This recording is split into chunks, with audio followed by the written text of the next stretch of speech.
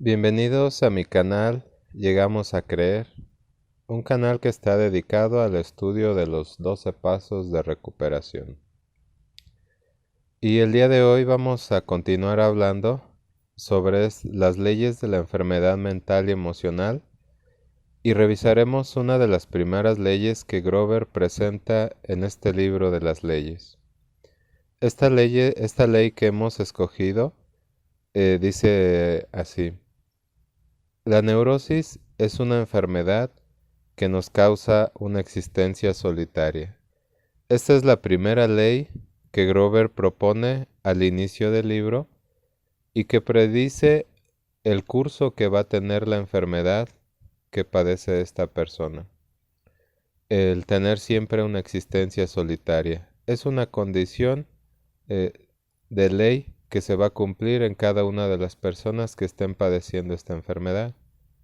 Y el primer paso también lo menciona cuando asegura que la persona, si atiende a tiempo esta enfermedad y recibe un tratamiento, es muy posible que pueda conservar lo que es la salud, pueda conservar también su familia y su trabajo. Es decir, que no pierda cada una de estas cosas.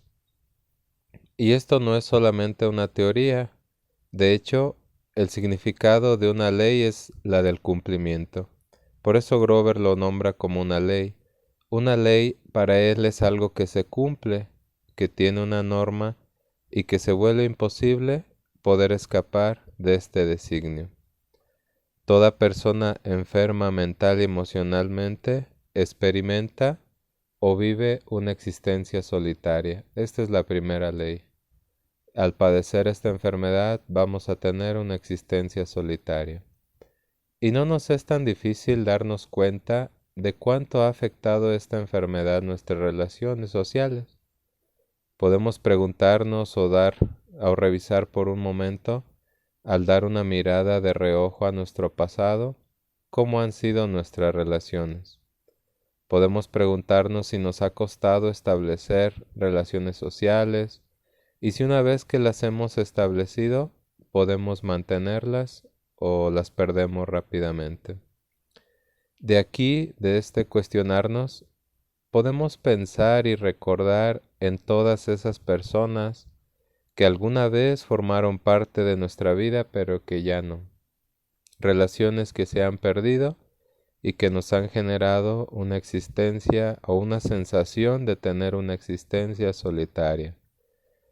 Familiares con los que nos hemos distanciado, amigos que hemos abandonado por razones muy extrañas, por peleas, por discusiones, por diferencias, por rencores, etc. Y quizás si razonamos y lo meditamos, podamos recordar cuáles fueron las causas de nuestras pérdidas en las relaciones. Y si esta ley se cumple en nosotros, y la responsabilidad que nosotros tenemos respecto al distanciamiento con las personas y a la pérdida de nuestras relaciones. Y a la sensación de soledad que esas pérdidas nos ha ocasionado, ya que cada pérdida genera un duelo y ese duelo genera una sensación de soledad cuando no es resuelto. Y muchas de nuestras pérdidas, tanto de familiares como amigos, se quedan sin resolver y se queda la sensación de soledad y de abandono. Pero Grover no inventa esta ley. Él mismo nos menciona que estas leyes están basadas en la observación y en la experiencia de muchas personas. Recordemos que antes de que se publicara el libro de las leyes de la enfermedad mental y emocional, ya había muchas personas que se estaban reuniendo con Grover para tratar de recuperarse de lo que es esta enfermedad. Por lo que estas personas son un buen testimonio, un testimonio en carne propia, de cómo estas leyes que Grover propone se han ido cumpliendo en cada persona. Y esta primera ley, la ley de una existencia solitaria, demuestra que la persona que padece esta enfermedad es la persona más sola del mundo. Veamos lo que dice el libro de leyes acerca de esta condición de soledad. Dice: El egoísmo innato impedirá a la persona llegar a tener relaciones humanas cariñosas y recíprocas. Ella no puede tenerlas, ya que no las conoce. Está absolutamente impedida de experimentar cualquier acción humana y es por tanto la persona más sola en el mundo. No puede encontrar paz ni descanso en ningún lugar y buscará el amor en vano. Hará cosas para atraer la atención y alabanza pensando que es amor. Buscará aventuras amorosas, pero en vano. Sus ansias de ser amada la llevarán a hacer cualquier cosa si se le permite continuar. Ella no ha aprendido el secreto. Para recibir amor debemos darlo primero. Y dice esta ley que la persona enferma está impedida para lograr tener relaciones cariñosas con las personas y que por tanto su destino es tener una existencia solitaria. Si descomponemos este párrafo que les acabo de leer de las leyes, encontraremos mucho significado al porqué de este cumplimiento de ley en cada uno de nosotros. Podemos observar primero que se menciona el egoísmo como el principal impedimento para poder amar y estar en relación con las personas. Y entonces solo podemos entender el significado de este egoísmo al detenernos en la palabra recíproco, que aparece más adelante. Con esta palabra, la palabra reciprocidad, se puede entender que en las relaciones de la persona enferma no existe la reciprocidad, porque parece que no hay una correspondencia de una parte hacia la otra, es decir, que hay una persona en la relación que se esfuerza en que la relación funcione y otra parte que no lo hace. Y esto no se debe entender como que la persona enferma no hace nada por la relación o que sea indiferente hacia la otra persona, sino que el egoísmo precisamente lo lleva a querer que la relación sea como él quiere que sea. Por lo tanto, no hay reciprocidad, pues no hay correspondencia en la relación, sino que lo que hay es un intento de dominio. La persona intenta dominar a la otra persona. Y las dos personas dentro de una relación pueden estar dando de sí, pero mientras una se esfuerza porque la relación funcione, la otra puede estar esforzándose porque la relación cumpla con sus deseos que tiene o con los intereses que tiene. La persona que padece esta enfermedad trata siempre de corresponder a las muestras de amor que se le brindan a través del dominio. Es decir, quiere que lo amen, pero muy difícilmente sabe amar. Al estar abordando este tema de la soledad, puedo el día de hoy con conciencia dar un repaso a mis relaciones del presente para poder preguntarme si estas relaciones en las que estoy el día de hoy les aporto beneficios y si hay aspectos positivos en mí que estoy llevando a estas relaciones que tengo el día de hoy y que estos beneficios y estos aspectos positivos hacen que mis relaciones funcionen y se mantengan. También puedo preguntarme lo contrario, si en lugar de dar beneficios a mis relaciones el día de hoy, en vez de dar aspectos positivos, estoy manejando aspectos negativos con los que me rodean, con los que me relaciono, y que estos aspectos negativos que yo estoy destinando y practicando con las personas que me rodean, las hago sin darme cuenta y que eso hace que las personas se distancien cada día más de mí. Por lo tanto, cuando nosotros leemos esta ley que Grover propone al inicio del libro, podemos dar un examen de nuestra forma de relacionarnos con los demás para poder darnos cuenta de si yo el día de hoy estoy distanciando a las personas que me rodean. Cuando el párrafo que acabamos de leer nos habla de que no hay reciprocidad, puedo también preguntarme si es correcta mi manera de relacionarme con los demás o si es incorrecta. Y puedo preguntarme si nada más estoy buscando mi propio bienestar y mi propio interés, y que si estoy esperando demasiado de las personas, ¿cómo le hago cuando me desilusionan, ¿no? Porque también dentro de lo que son las relaciones aparece la desilusión, que es algo que nos hace sentir todavía más solitarios, ¿verdad?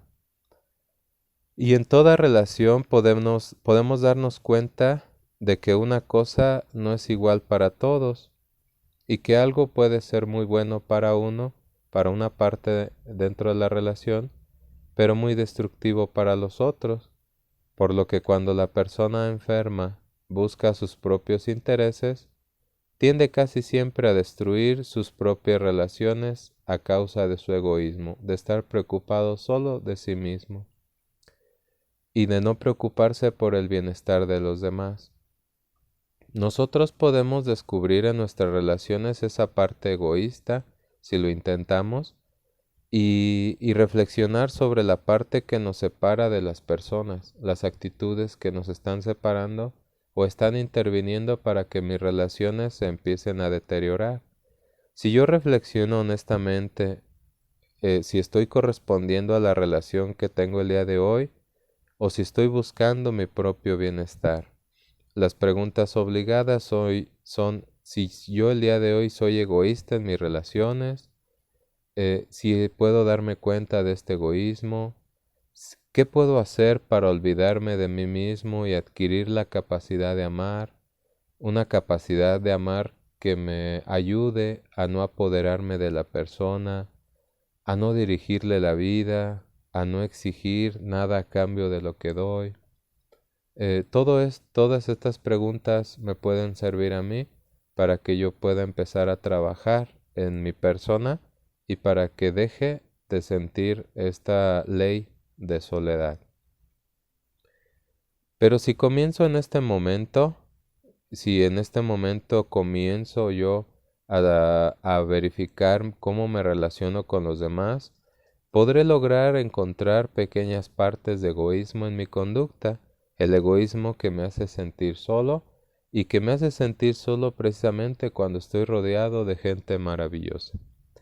Aquí hay que recordar que los resentimientos hacen que nosotros veamos feas a las personas y que veamos solamente sus aspectos negativos y no lo maravilloso que tienen dentro de sí mismas, ¿verdad? Y mi propio egoísmo es el que me está obligando a ver a las personas de esta manera, ya que con el egoísmo me concentro solamente en sus defectos y me olvido de sus cualidades. Y esto me lleva a darle más prioridad a lo negativo que a lo positivo que hay en las personas. Y este centrarme en lo negativo me lleva también a que yo intente entablar una lucha que acabaré perdiendo con los defectos de la otra persona. Empiezo a luchar con los defectos en la creencia de que si logro eliminar esos defectos, la persona y yo vamos a ser felices, ¿verdad? Y que nuestra relación será feliz. Nunca pienso en trabajar mis propios defectos, sino que pienso que lo que está interponiéndose en nuestra relación y que nos ocasiona muchas dificultades son los defectos de la otra persona.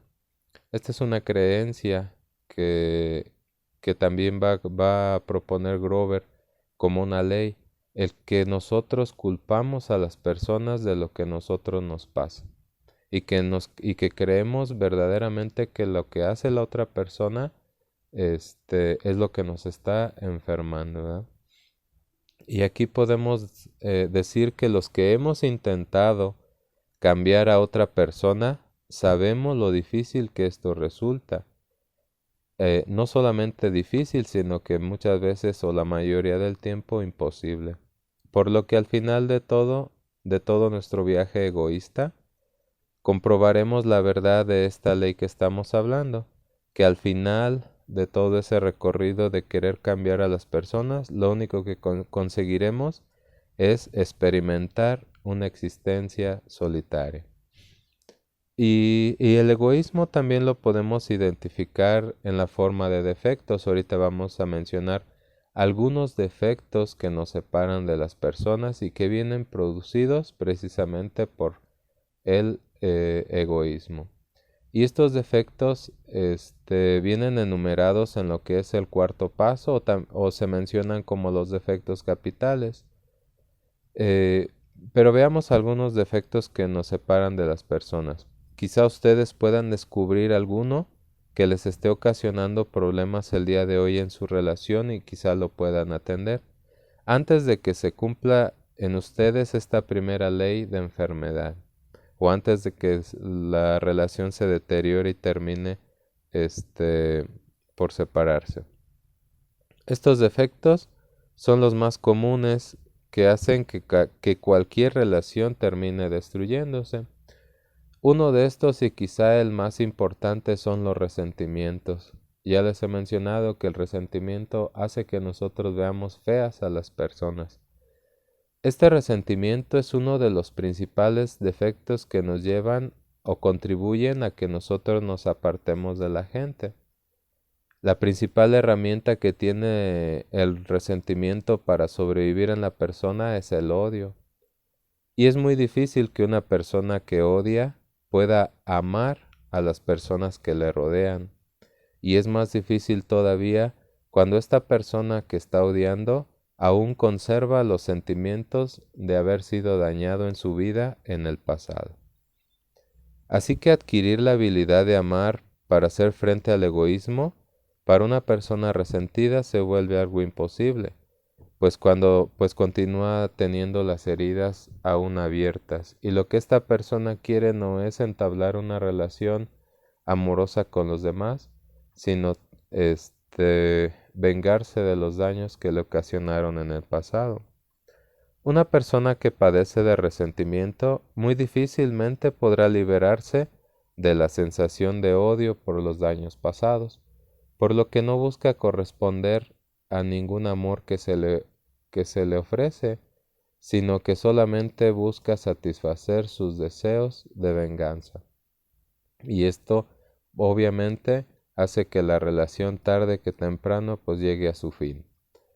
Ya ni siquiera se venga de la persona que le hizo daño en el pasado, sino que se va a vengar de las relaciones que esté teniendo el día de hoy. Así que una persona resentida no disfruta estar con las personas porque dentro de sí mismo las odia. Odia muchos aspectos de la personalidad de los demás. Y esto, por supuesto, hace que la persona experimente mucho vacío y soledad porque no puede ser parte de los demás, ya que siente que los demás le han hecho daño, ¿verdad? Y eso hace que sienta una experiencia muy, muy solitaria y de que no se sienta parte de ningún lugar. Por eso es necesario el día de hoy preguntarme si mis resentimientos me están impidiendo tener una vida de pertenencia con los demás. Y si mi soledad es producida por los resentimientos y el odio que tengo hacia las demás personas. Y que tengo ese odio precisamente por las cosas que yo creo que me sucedieron en el pasado, ¿verdad? Otro de los defectos y una emoción muy violenta es la ira. Y yo pienso que no exagero y los que me están escuchando quizás piensen lo mismo. Cuando digo que nosotros podemos ser el peor peligro que tienen los que conmigo conviven, ya sea mis hijos, mi pareja, mis padres o cualquier persona que me rodea. Yo soy la persona más peligrosa cuando manejo la ira que ellos pueden tener. Así que puedo ser el peor peligro que mi familia tiene. Y cuando mi familia ve que yo soy un peligro para ellos, pues tiende a distanciarse de mi relación y de mi persona. No necesitamos decir mucho acerca de por qué la ira lleva a tener una existencia solitaria. Pues nadie quiere o desea o siente que es agradable convivir con una persona iracunda. Una de las características de esta enfermedad emocional, que también se nos explica en el libro de las leyes de la enfermedad, es que la persona es incapaz de controlar sus impulsos. Esto es una de las primeras formas de detectar que se padece esta enfermedad. Y la ira es una manera de darnos cuenta de que no podemos controlar un impulso. La persona que es impulsiva o la persona se vuelve impulsiva a través de de esta enfermedad y a través del egoísmo, lo que le lleva a nunca tener un equilibrio necesario que pueda ayudarle a construir relaciones de afecto que estén ligadas, por ejemplo, al respeto, al cariño y al amor, sino que sus relaciones están construidas a base de miedos, a base de amenazas, a base de mucho daño, ¿verdad? Entonces las personas tarde que temprano tienden a abandonar a una persona iracunda. La persona enferma padece de emociones muy violentas y eso es lo que dice el libro de leyes, que es una locura. Entonces a nadie le gustaría estar cerca de una persona que puede destruirnos en cualquier momento. Por lo tanto, la persona iracunda va a terminar tarde que temprano experimentando una existencia solitaria. Y sucede también lo mismo con los celos, que también es una emoción muy violenta. A pesar de que parezcan disfrazarse de alguna clase maligna de amor, en realidad los celos es un miedo desesperado a perder la posición, la posesión, lo que se posee. Y la persona que padece los celos hará todo lo que esté a su alcance para que este objeto tan codiciado no se le escape. Incluso puede llegar a destruir o destruirla con tal de no verse perdido. Y lo más seguro es que lo haga. Y este es un egoísmo en el más alto grado, pues la búsqueda solo del propio bienestar sin importar la vida de otra persona. Es decir, la persona busca su propio bienestar sin importar lo que la otra persona desee o quiera. Y como la persona tiene tanto miedo a tener una existencia solitaria, a sentirse solo, sentirse abandonado, pues hace lo imposible para no perder esta posesión. Aunque tenga aprisionado a la persona, lo que la persona desea es no sentirse solo. Otro de los defectos también es la soberbia. Es un defecto que separa muchísimo a las familias, a los familiares, ya que muchos podemos sentirnos más que los demás y podemos incluso dedicar mucho tiempo de nuestras vidas a tratar de dominar a los demás para sentir poder. Muchos de nosotros necesitamos sentir poder para sentir que estamos vivos. Cuando no sentimos que tenemos poder sobre los demás, nos sentimos solos y miserables. El orgullo nos vuelve personas altamente egocéntricas y al mismo tiempo nos vuelve personas muy descontentadas, personas que no se contentan fácilmente. Por lo que al no estar satisfecho de nada ni de nadie, la persona experimenta el vacío que causa la sensación de soledad. Incluso el orgullo herido, cuando entre las familias existen los pleitos y se hieren en el orgullo, hace que las personas se vuelvan seres solitarios y que las personas empiecen a pensar que desean la soledad cuando en realidad les aterra. A veces incluso el orgullo nos lleva a apartarnos de la demás gente por la soberbia, ya que la soberbia siempre nos lleva a tener conflictos con los demás y a tratar de tener siempre la razón. Y no aceptamos la razón de los demás, lo que nos hace que preferir estar solos a estar o a someternos a lo que los demás nos dicen, ¿verdad? Lo que nos lleva siempre a lo que es la rebeldía. Una persona soberbia es una persona rebelde y una persona que se convierte en un ser antagónico. ¿Qué significa esto? Que es una persona que siempre trata de llevar la contraria, sin importar si destruye o si destruimos con nuestra manera de ser nuestras propias relaciones. Es decir, preferimos llevar la contraria a la persona por nuestra rebeldía y hacer que nuestras relaciones se destruyan antes que conservar nuestra relación y tratar de vencer nuestro propio orgullo y soberbia. Sí que la soberbia incluso es más fuerte que el deseo de mantener una relación que, que nos ha que llevamos largos años conservándola. Esto lo podemos ver cuando recibimos una crítica y nos resentimos de inmediato. Entonces a veces tomamos la decisión de apartarnos de la gente que nos ha criticado y en soledad empezamos a sufrir las críticas que se nos han hecho. Y esto nos enferma terriblemente, lo que nos lleva a experimentar una especie de amargura y a sentirnos las personas más solas del mundo. La soberbia nos hace que nunca se nos ocurra el poder aprovechar estas críticas para cambiar y ser mejores personas, para poder adquirir la capacidad de amar y poder conservar las relaciones que tengo el día de hoy, ¿verdad? Sino que la vergüenza nos lleva a apartarnos de los demás y la vergüenza pues siempre es producida por el orgullo y la soberbia, ¿verdad? Nosotros somos personas que tan orgullosas y soberbias que no queremos sentir lo que es la humillación. Pensamos que nadie debe humillarnos, ¿verdad?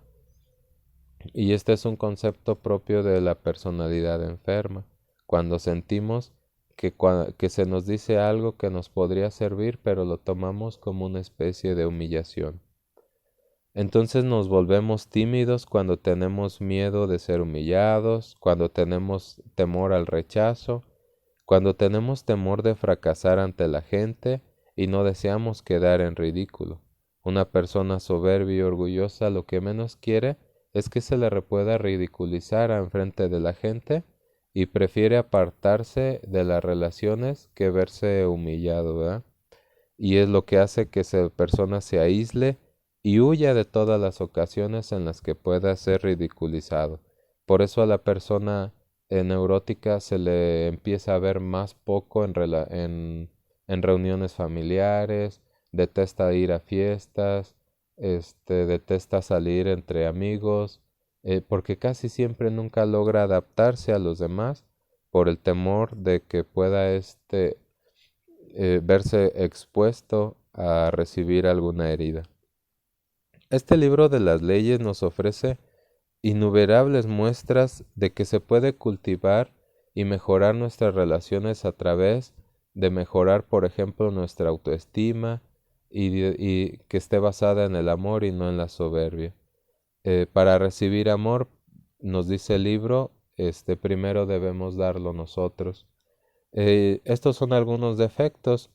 Yo recuerdo ahorita que estamos hablando, por ejemplo, de la soberbia y del orgullo, una de esas tardes que me sentía muy solo y recuerdo que empecé a caminar por las calles. Una de las cosas que hace que nos provoca la ansiedad es que querramos estar en movimiento sin saber por qué y no nos sentimos a gusto en la casa, entonces nos salimos a caminar y a dar vueltas sin rumbo fijo. Y esa tarde que me salí yo a caminar, una de tantas tardes, me tocó presenciar ese poder que tiene la soberbia y el orgullo para hacer que las personas se queden solas y destruir sus relaciones. Fue un momento muy fugaz. Recuerdo que una pareja de vecinos, a quienes podemos llamar por ejemplo María y Juan, que son nombres ficticios por supuesto, se peleaban en la entrada de su casa. Puedo decir que describir a María como una mujer joven y de cuerpo alto y muy robusto, y a Juan como un hombre también joven, pero chaparrito al contrario de María y de mirada muy noble. Entonces yo recuerdo que María gritaba y trataba de abalanzarse sobre Juan para pegarle. Lo normal es que suceda lo contrario, ¿verdad? Que sea siempre el hombre, es decir, Juan, el que trate de gritar y pegarle a María. Pero en esta ocasión se me hizo extraño, ¿verdad? Ver cómo la mujer era la que gritaba y trataba de pegarle a Juan. Y ver cómo la mamá de María trataba de interponerse entre los dos para calmar el pleito, ¿verdad?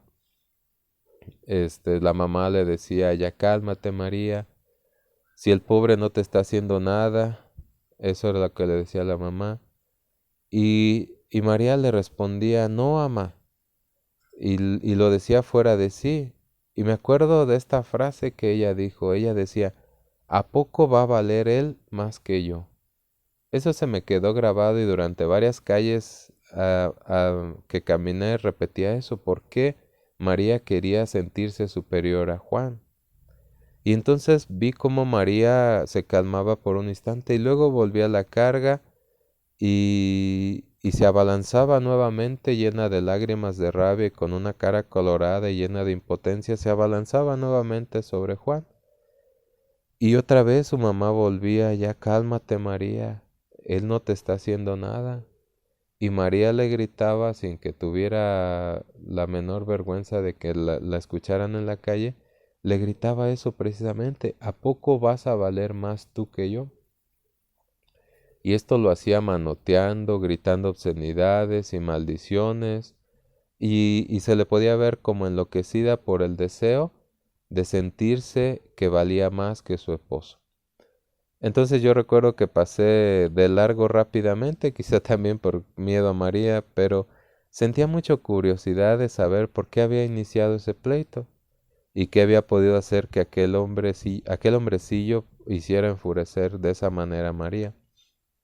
Aunque si uno observara a Juan, uno se daría cuenta de que no es el tipo de personas o de hombres que pudieran hacer enfurecer a nadie, ya que era una persona tímida, una persona que muy difícilmente se defendía, ¿verdad? Y sin embargo, mientras caminaba, no podía dejar de repetir esas palabras de María, esas palabras con las que ella buscaba destruir a la persona. María quería que Juan se sintiera menos que ella. Esto quizá le otorgaba una sensación de poder. ¿A poco vas a valer más tú que yo? Le decía. Eh, y sentí una sensación de tristeza al pensar que muchas de nuestras relaciones están basadas en esa sensación de soberbia, de creer que la otra persona vale menos que yo, y al sentir que vale menos que yo, ya no dedicarle el tiempo necesario para cultivar nuestra relación. Por ejemplo, el empezar a regañar a alguien porque no hizo algo que nosotros queríamos, quizás sea una forma de considerarlo inferior a mí, el hacerle resaltar sus defectos, el manejar la crítica, incluso el sarcasmo o la burla, quizá esté repitiendo lo que María decía a Juan, ¿a poco vas a valer más tú que yo? Y esta sensación de soberbia y de orgullo, el sentirme más que los demás, hace que yo al poco tiempo me sienta la persona más sola en el mundo. Entonces cuando yo escucho esto que María dice, me pregunto también a mí mismo si yo alguna vez en la vida me he sentido más que a alguien, al grado de sentir que yo podía hacerle el daño que yo quisiera, porque muchas veces cuando nos sentimos superiores a los demás, pensamos que nos es permitido hacer lo que querramos, ¿verdad? Y pienso que este sentimiento de orgullo, que tal vez sea una forma de disfrazar los propios complejos de inferioridad que estoy manejando, nos llevan a pensar que podemos maltratar a las personas justificadamente. Y esto nos lleva a que con el paso del tiempo las personas se enfadan de nosotros y nos abandonen. ¿Qué me hace creer que yo tengo el derecho de maltratar a alguien solamente porque es mi pareja, ¿verdad? Y porque está dentro de mis relaciones? Entonces, lo que hace que podamos dañar y creer que hacemos lo correcto. Aquí es importante detenerme y decir, ¿qué me hace creer a mí que yo tengo el derecho de dañar y que y todavía el pensar que estoy haciendo lo correcto? No solamente daño a la persona con mis palabras y mis actitudes, sintiéndome superior a ella, sino que todavía pienso que es correcto lo que yo estoy haciendo con esa persona, ¿verdad? Y cuando esa persona nos abandona, dice, nos quedamos solos y aterrados. Incluso la persona que es dañada, la que es dañada por mí, ya que también puede llegar a sentirse inferior que el agresor, es decir, se puede llegar a sentir inferior a mí, puede creer que el daño que se le hace es algo normal e incluso necesario. De aquí que surjan las relaciones de dependencias destructivas. Una persona que se cree superior domina a una que se cree inferior. Y con este comportamiento que tenemos y esta soberbia y este orgullo, pues damos inevitablemente fin a las buenas relaciones que podríamos establecer con las personas. Eh, y no cabe duda, recuerdo que pensé, al imaginar a María en soledad, que esta enfermedad destruye las relaciones, ¿verdad? No sé qué haya llegado a sentir Juan cuando su esposa le gritaba que él valía menos que ella. Pero muchas veces no necesitamos decirlo, sino que con nuestros comportamientos, con nuestra soberbia, con nuestra indiferencia, nuestro sarcasmo, le estamos diciendo a las personas que valen menos que nosotros y que no merecen nuestras relaciones. Y esto dice el libro de las leyes, esto va a hacer que al final nos quedemos solos. Entonces, al final del audio, pues voy a hacer algunas preguntas que me pueden ayudar a entender un poco más cómo este egoísmo nos lleva a la soledad. Otro defecto que se me pasaba a decir era el miedo, que también pues nos separa de las personas. Dice el cuarto paso que muy a menudo vemos a un ser humano lleno de temores insistir en depender totalmente de la orientación y protección de otra persona más fuerte. El débil, a esa persona que se considera débil al tener esta enfermedad, dice que al rehusar cumplir con las responsabilidades de la vida con sus propios recursos, nunca alcanza la madurez. Su destino es sentirse siempre desilusionado y desamparado. Con el tiempo, todos sus protectores huyen o mueren y una vez más se queda solo y aterrado. Solo y aterrado, es decir, le aterra la soledad y sentirse solo. La persona con miedo, dice, nunca alcanza la madurez. Incluso la avaricia, también menciona el cuarto paso, lo recuerdo ahora. Me acuerdo que el cuarto paso menciona que la avaricia es algo que nos separa bastante de las personas, ya que las personas están tan obsesionadas por su seguridad económica que lo único que quieren es acumular dinero. Esta avaricia puede llevar incluso a a las personas a aislarse de su propia familia y amigos por estar obsesionado con el dinero.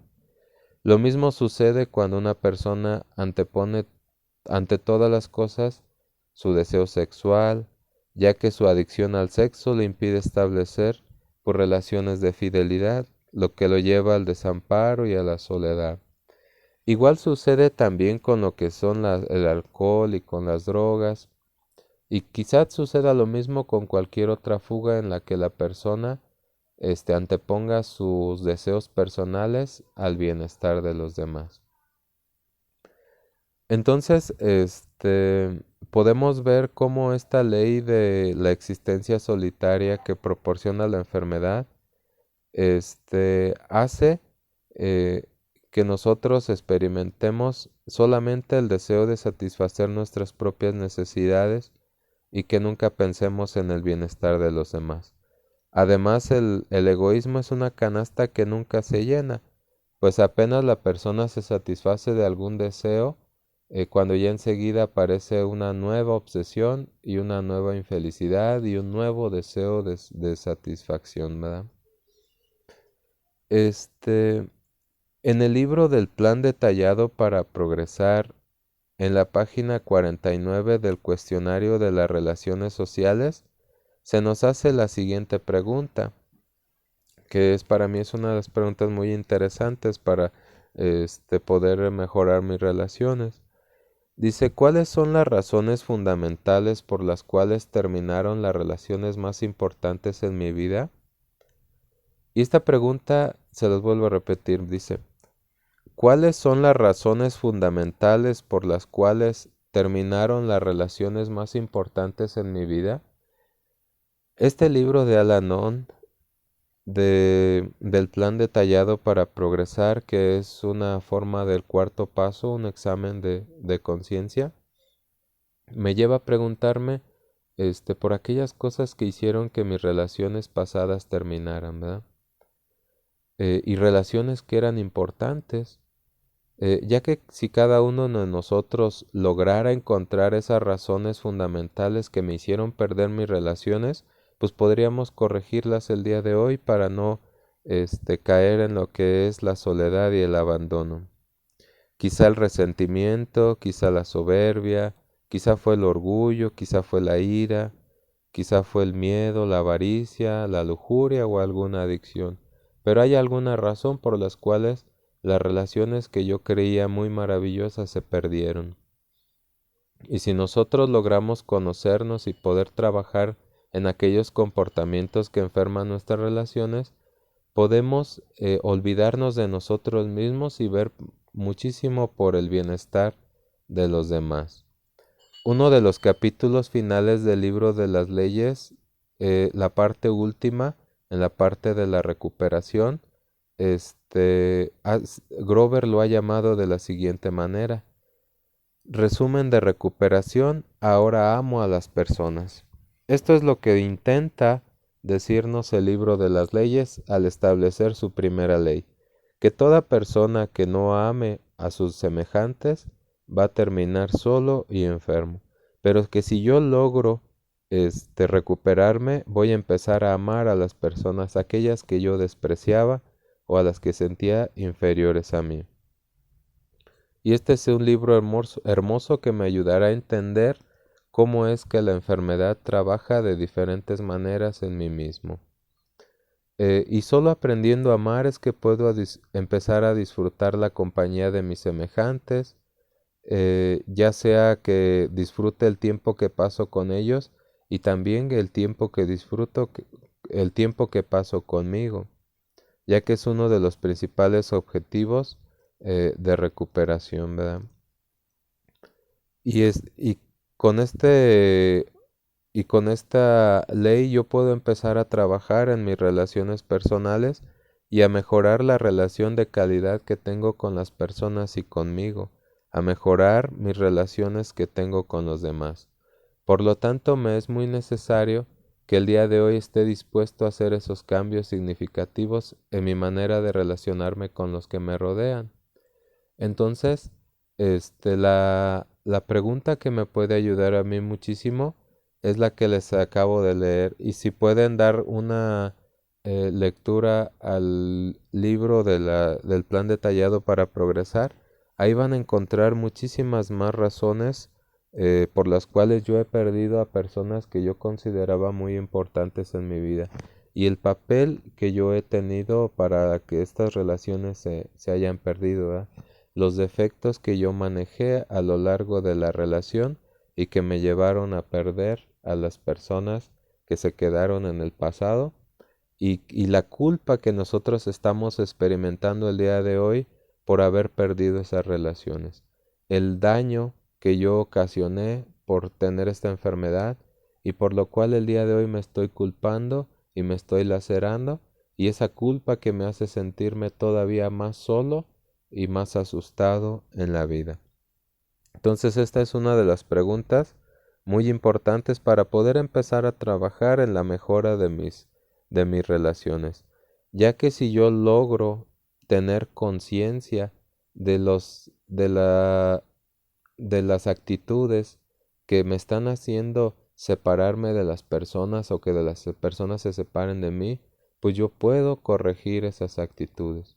Si soy una persona ansiosa, si soy una persona celosa, si soy una persona miedosa, si soy una persona iracunda, si estoy resentido, si soy muy soberbio y muy orgulloso, yo puedo empezar a trabajar con todos estos defectos. Para que esta ley de soledad o de existencia solitaria no termine cumpliéndose en mí, sino que yo pueda recuperarme, como dice el primer paso, antes de que yo pierda mis familiares, antes de que pierda mi trabajo y antes de que pierda mi salud, ya que una persona en soledad, una persona que se siente con una existencia solitaria, va a tener muchas más dificultades de salud que una persona que se siente en plenitud y se siente capaz de cultivar relaciones sanas y de amor hacia los demás. Entonces, por eso es importante que yo pueda tener conciencia de cómo soy yo con los demás, cómo los demás me ven. Incluso es muy importante que yo pudiera preguntarles a los demás, este, preguntarles qué clase de persona soy. Y para poder, a través de sus respuestas, aprender y poder, cambiar, ¿verdad? Y pues yo les agradezco muchísimo el que se hayan tomado el tiempo para escucharme. Nos volvemos a encontrar en un nuevo audio y seguiremos aprendiendo acerca de estas leyes de la enfermedad mental y emocional que han sido descubiertas a través de la experiencia y del observar cómo la enfermedad se manifiesta en cada una de las personas. Les deseo que sigan teniendo un excelente día y saludos.